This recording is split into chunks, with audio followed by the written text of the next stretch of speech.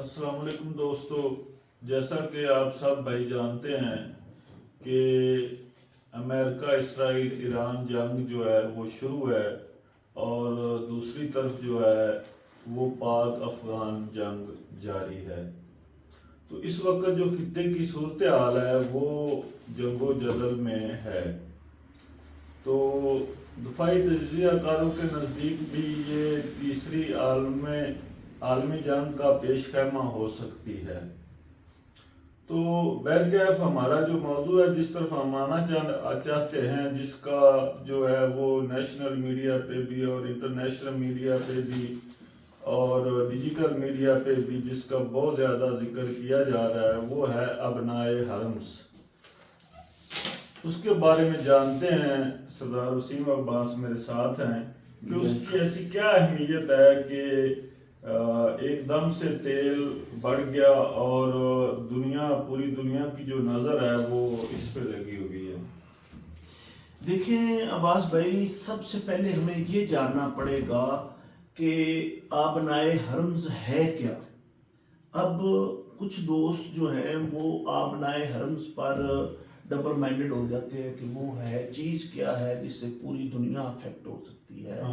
تو یہ خلیج فارس اور خلیج عمان کے بیچ میں ایک پٹی ہے جو کہیں کسی جگہ پر 21 کلومیٹر چوڑی ہے اور کسی جگہ پر 35 کلومیٹر یا 33 کلومیٹر چوڑی ہے۔ اب وہ ایران کے ساتھ لگتی ہے، تو اگر ایران بند کر دیتا ہے، بلکہ ایران نے بند کر دیا ہے آبنائے حرمز، تو ہمیں سب سے پہلے یہ دیکھنا پڑے گا کہ اگر آبنائے حرمز بند ہوتا ہے تو اس کا دنیا پر اور پاکستان پر خاص طور پر کیا اثر پڑے گا۔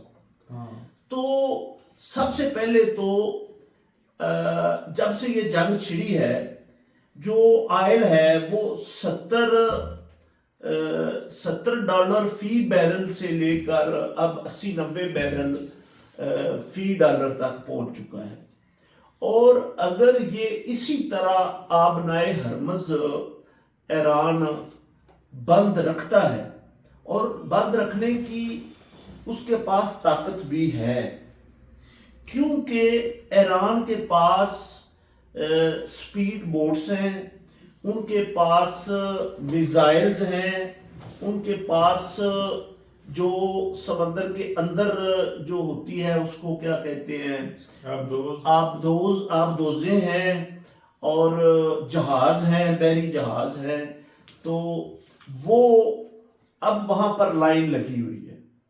اچھا، اگر امریکہ نے بھی تو کہا کہ اگر یہ ابنائے حرمز جو ہے اس کو یہ بند رکھتے ہیں تو ہم نیوی کو جو ہے استعمال اچھا، کریں گے۔ اب آپ کے سوال کا میں جواب دیتا ہوں۔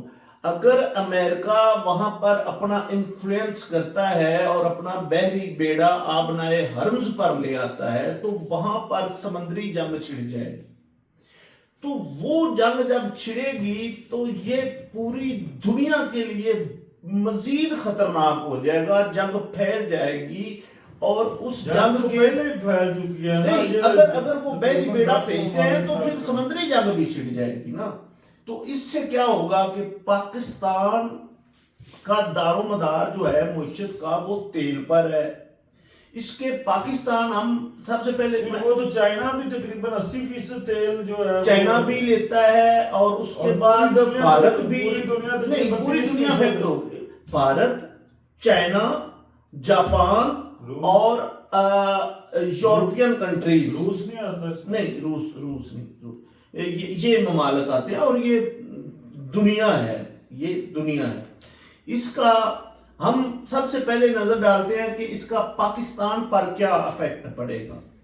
تو اگر پاکستان میں پٹرول ڈیزل کی قیمتیں دگنی ہوتی ہیں تو بسیں یا رک جائیں گی یا کرائے 200-300 گنا بڑھ جائیں گے۔ پھر پاکستان میں بجلی کی کرائے نہیں نہ بڑھیں گے، اس کے اثرات مارکیٹ میں بھی مرتب ہوتے ہیں۔ ہاں، مارکیٹ پوری متاثر ہو جائے گی۔ اشیاء خورد و نوش، اب اگر میں اشیاء خورد و نوش کا ذکر کروں تو اس میں تمام وہ چیزیں آ جاتی ہیں جو انسان اپنی خوراک کے طور پر استعمال کرتا ہے. تو اس کا لاس کسان تک جائے گا. کسان کا ٹریکٹر رک جائے گا، ادویات جو باہر سے آتی ہیں اور سپرے وغیرہ، کسان کے ٹریکٹر رک جائیں گے. اور جب پاکستان بالآخر پاکستان کی ریڑھ کی ہڈی زراعت ہے، زراعت بری طرح متاثر ہوگی، جو کہ آلریڈی حکومتی پالیسیوں کی وجہ سے بہت بری طرح افیکٹ ہو چکی ہے. تو اس کے ساتھ ساتھ آبنائے ہرمز کی جو اہمیت ہے وہ اتنی اہم ہے کہ آپ اندازہ کریں کہ 21 ملین آئل جو ہے فی بیرل، 21 ملین بیرل جو ہے وہ روزانہ وہاں سے گزرتا ہے. تو اگر وہ رک گیا ہے تو اس کے انہی چند دنوں کے اندر سارے اثرات مرتب ہوں گے، اور پاکستان پر تو بہت زیادہ ہوں گے، کیونکہ ایران کی جو باؤنڈری ہے وہ ویسے بھی پاکستان کے ساتھ 900 کلومیٹر ملتی ہے. اگر یہ جنگ جاری رہتی ہے تو جو لوگ ادھر سے ہجرت کریں گے ان کا ادھر لاکھوں کی تعداد میں بلوچستان میں داخل ہونا، اور پاکستان میں مختلف طبقہ ہائے فکر سے تعلق رکھنے والے لوگ ہیں، اور پاکستان آلریڈی دہشت گردی کا شکار ہے. اور یہ جو مختلف مکتبہ فکر کے لوگ پاکستان میں، ہر مکتبہ فکر کے لوگ موجود ہیں، جن کو ہم کہتے ہیں یہ سنی ہیں، یہ وہابی ہیں، یہ شیعہ ہیں، تو اور بھی ساری لوگ اپنے عقائد کے مطابق پاکستان میں رہتے ہیں. یہاں پر تو پاکستان میں جو دوسرے ہندو ہیں یا سب کو کسی پہ بھی قدغن نہیں ہے، ہاں قدغن نہیں ہے ہندوستان کی طرح. تو ایک تو بھارت کی مداخلت افغانستان میں، اور پھر بھارت کی مداخلت BLA جو بلوچستان کی ہے ان میں شدت آ جائے گی.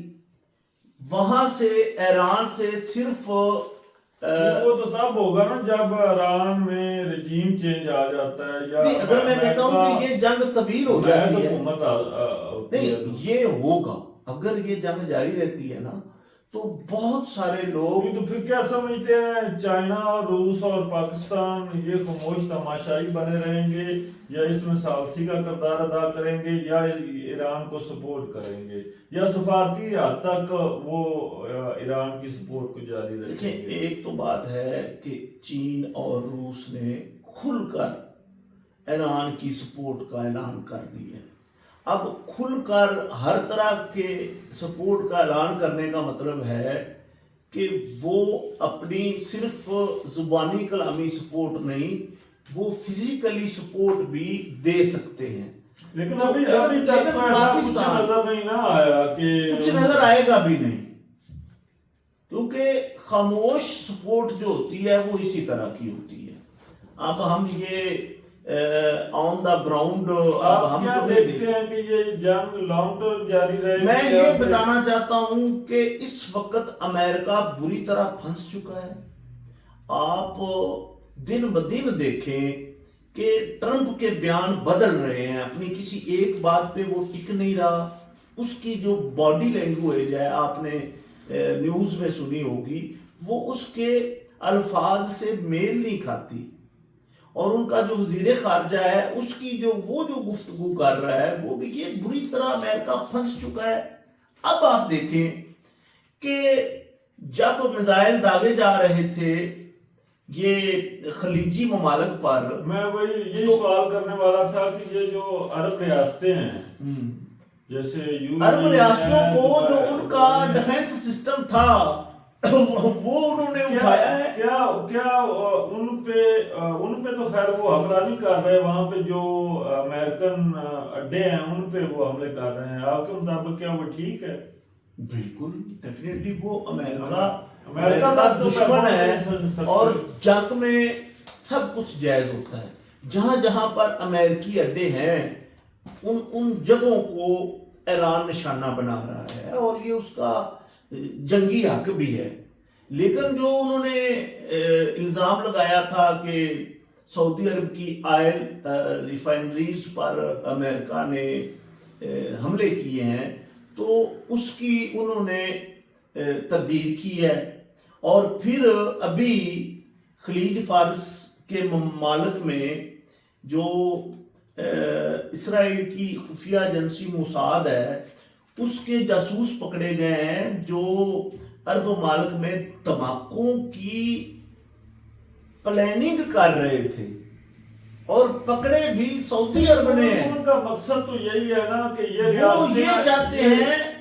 वो ये चाहते हैं, इसराइल ये चाहता है कि इधर जितने भी धमाके होंगे वो ईरान के खाते में पड़ेंगे और ये ममालिक भी खुलकर हमारे साथ खड़े हो जाएंगे और ये जंग जो है ये सिर्फ हमारी हद तक महदूद नहीं रहेगी, इसमें आपस में लड़ाना चाहते हैं। आपस में ये पॉलिसी है ना, एजेंसियां इस तरह के रोल प्ले करती हैं। तो ईरान जो है वो साथ साथ देखें, ईरान कौम की भाई बहुत शानदार तारीख है, ये पाकिस्तानियों की तरह नहीं। अब मैं आपको बताता चलूं कि एक साइफर पर यहाँ पर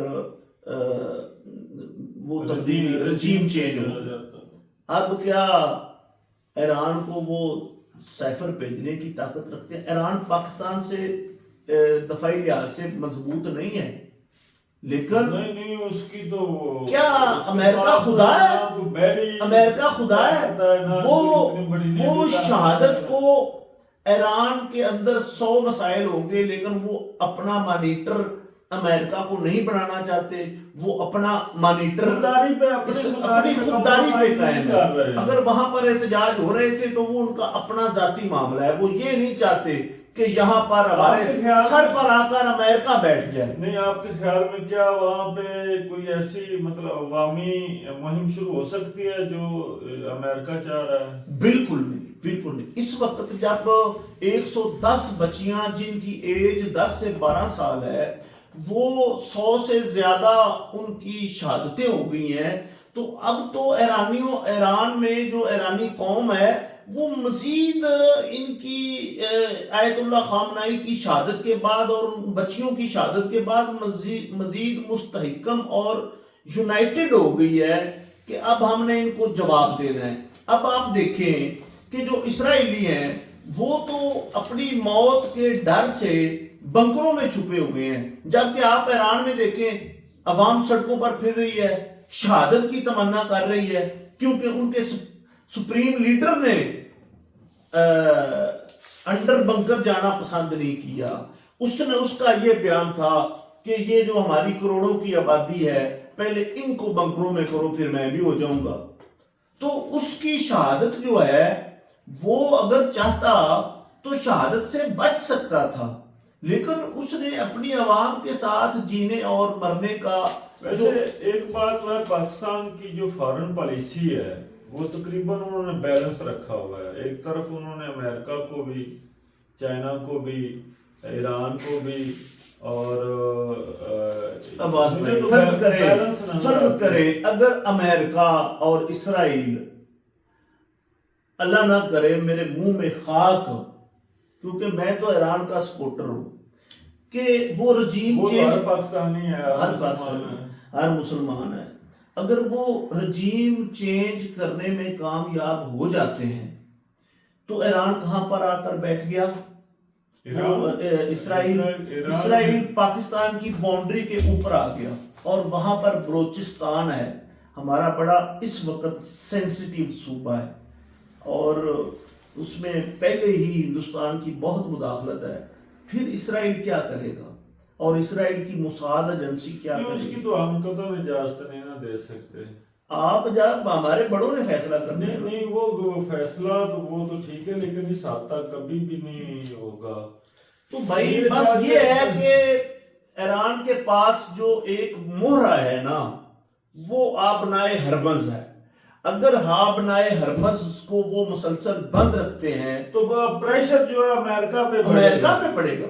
पूरी दुनिया क्राइसिस में चली जाएगी, पूरी दुनिया की स्टॉक मार्केट क्रैश कर जाएगी, पूरी दुनिया में देखें, आयल से बिजली बनती है, पाकिस्तान में 24 घंटों में से 18 घंटे लोड शेडिंग शुरू हो जाएगी, अवाम अपने घरों तक महसूर होकर रह जाएगी। किसी के पास पाकिस्तान में तो पहले ही 60-65% लोग गुर्बत की लकीर से नीचे हैं, तो इतना महंगा पेट्रोल, इतनी महंगी सब्जियां, इतनी महंगी अशियाए खुर्दोनोश, किसान ट्रैक्टर बंद और जिम्मेदारें बंद, इतनी महंगाई बढ़ जाएगी, पहिया जाम हो जाएगा, पहिया जाम हो जाएगा, ट्रकों की लाइनें लग जाएंगी, बसों की लाइनें लग जाएंगी। अल्लाह ना करे ऐसा हो, लेकिन ये बहुत खतरनाक है पाकिस्तान के लिए। हमें ईरान के साथ खड़ा होना चाहिए जिस हद तक हम खड़ा हो सकते हैं, क्योंकि इस वक्त जो पोजीशन बनी हुई है, ईरान की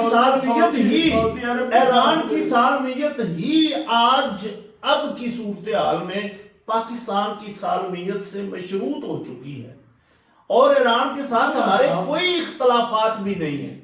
सऊदी अरब से भी तो हमने मुआहदा किया है ना, डिफेंस, तो वो अपनी जगह पर चल रहा है ना सऊदी अरब से। हाँ, उसकी वजाहत तो ईरान के साथ खड़ा होना चाहिए। वज़ीर ख़ारजा ने इसकी मजम्मत भी की है, और जो है वो बात भाई देखिए, मैं सल्यूट पेश करता हूँ ईरानी कौम को। देखें, उन पर कितनी दहाइयों से पाबंदियां लगी हुई हैं, गुर्बत है, फलास है, सब कुछ है, लेकिन उन्होंने यहूदियों के आगे, उन्होंने काफरों के आगे सर नहीं झुकाया। उनके कितने उन्होंने साइंसदान शहीद कर दिए, कितनी लीडरशिप शहीद कर दी, लेकिन आज भी वो, अच्छा अगर वो गलती करते हैं, बूट ऑन ग्राउंड अपनी फौज उतारते हैं, तो फिर फंसेंगे असर अमेरिका, फिर उनको पता चलेगा कि जंग होती क्या है। दूसरा दुनिया की ये धमकी तो लगाई है ना, लगाई है, वो तो उन्होंने नेवी की भी लगाई है, लेकिन उनके जो बयानात आ रहे हैं ना, तो मैं क्या है, इन पे यही दुआ करते हैं कि अल्लाह ताला जो है ना खैर का मामला करे, और ये बहरहाल आप बनाए हरमस बंद होने का मतलब है कि पूरी दुनिया के गले पे खंजर आ गया है। आप बनाए हरमस से हिंदुस्तान फारग, चीन की तेल की सप्लाई फारग, जापान की फारग, यूरोपियन कंट्रीज की फारग, पाकिस्तान की फारग। पाकिस्तान का 80% आयल इन्हीं रास्तों से आता है। हाँ, ईरान से तो वैसे भी हमारा वो स्मगलिंग के जरिए भी, और वो बहुत थोड़ी मिकदार में होता है, पूरे पाकिस्तान का आयल पूरा करना है। लेकिन बलूचिस्तान के लाखों लोगों का जो रोजगार है वो तो ईरान के साथ जुड़ा हुआ है। बहरहाल अल्लाह इसके अच्छे नताइज करे, हम तो यही मुज़ाकरात की मेज पे सफारती सतह पे ये मसला हल हो जाए। चलो ठीक है, नेक्स्ट इंशाल्लाह अपडेट आप दोस्तों के साथ रहेंगे इंशाल्लाह। बहुत शुक्रिया, वस्सलाम।